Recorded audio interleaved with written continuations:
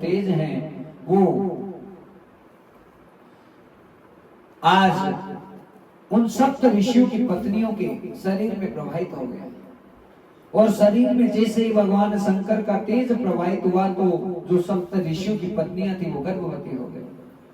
और भक्त जनों जैसे ही वो गर्भवती हुई है उसी समय जितने सप्त ऋषि थे उन्होंने उनको व्यभिचारिणी घोषित कर दिया कि बिना हमारे संपर्क के तुम गर्भवती हुई तो कैसे हुई।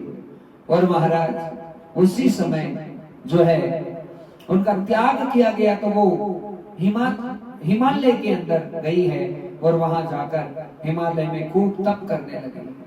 उनकी तप साधना का प्रभाव ये हुआ कि भगवान शंकर का तेज उनके शरीर से आज प्रवाहित होने को तैयार हो रहा है। तो आज सोचने लगी कि अब इस तेज को कौन ग्रहण करेगा। तो हिमालय ने कहा मैं ग्रहण करूंगा, मैं ग्रहण करूंगा। हिमालय ने उस भगवान शंकर के तेज को ले लिया, लेकिन लिया तो कुछ ही समय में हिमालय भी नीचे से डगमगाने लगा।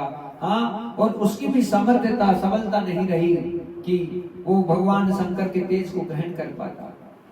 और महाराज जब उनकी हालत खराब हो गई हिमालय की तो हिमालय रोने लगा कि अब इस तेज का मैं क्या करूं, क्या करूं।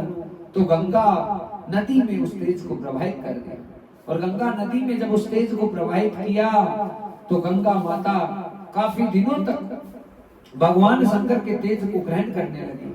लेकिन गंगा जी की भी सामर्थ्यता आज खत्म हो गई कि भगवान शंकर के तेज को वो ग्रहण करने में सफल हुई। और जैसे ही असफल हुई है उसी समय जब सब जगह परेशान हो गई, गंगा आकर खुद शिव जी से निवेदन करने लगी कि मैं क्या करूं, इस तेज को मैं सहन नहीं कर पा रही हूं। शिव जी ने कहा जहन्नुम में डाल दो और उसे जहन्नुम में डाला गया तो एक सरकंडा था, उस सरकंडे के ऊपर जाकर वो तेज विराजित होता है।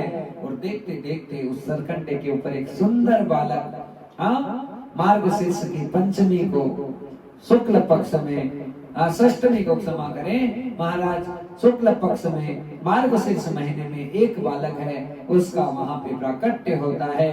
अद्भुत तेज और अनन्य आनंद के साथ में उस बालक का प्राकट्य हो रहा है। और ये बालक कौन है? ये साक्षात भगवान शंकर का अंश है भक्तजनों, और शिव का अंश है तो साधारण हो नहीं सकता। बालक के ललाट से कई प्रकार की रोशनियां निकल रही है, बालक के अंग अंग से मानो हाँ एक बहुत अद्भुत कांति है, उसका विकास हो रहा है। और ऐसा आनंद